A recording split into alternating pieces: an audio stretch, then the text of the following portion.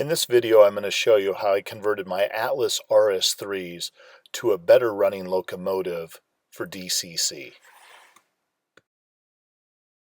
If you've ever had a stock Atlas RS3, you notice that once you take the shell off it, there is a split board for the headlights and not a lot of room for any kind of drop-in decoder or even a hardwire decoder without doing some milling work on the chassis.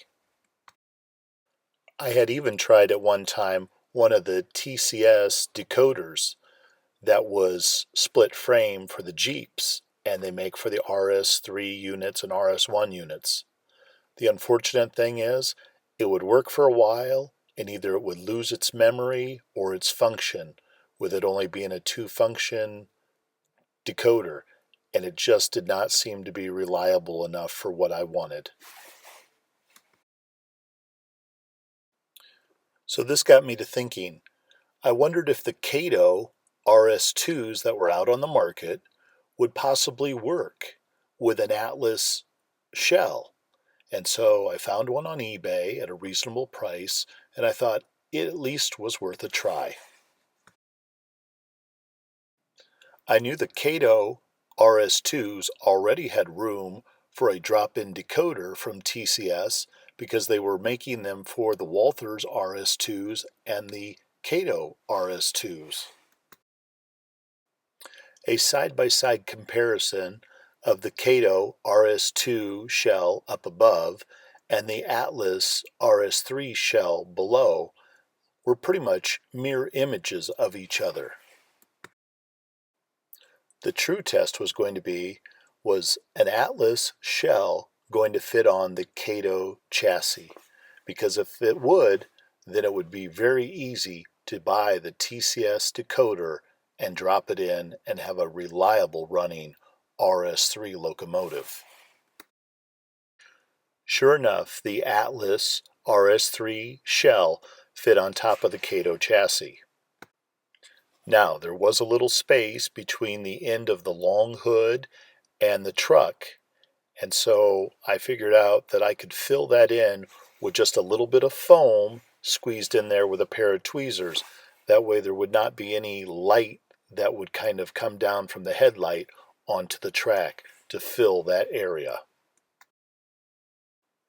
Figuring out now that the Atlas shell would fit on the Kato chassis, I had no problem in going ahead and ordering the two TCS decoders. These were a 4-functioning decoder and would be more reliable than the split decoder that was 2-function that TCS sells. In this picture, the top chassis is still the Kato DC board, and the bottom one is the Kato chassis with the TCS DCC board.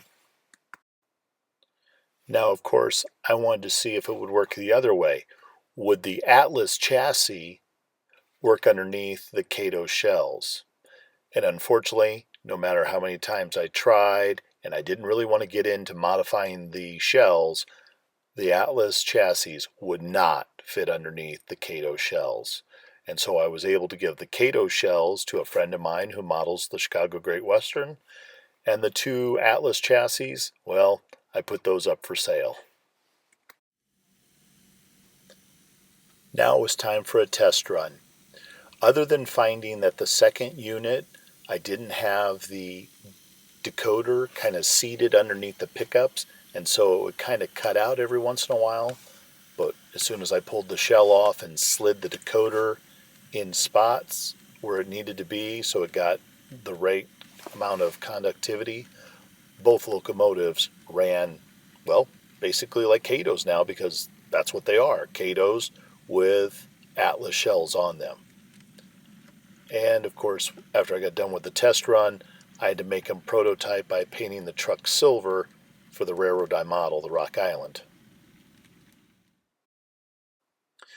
And here are both units now completed.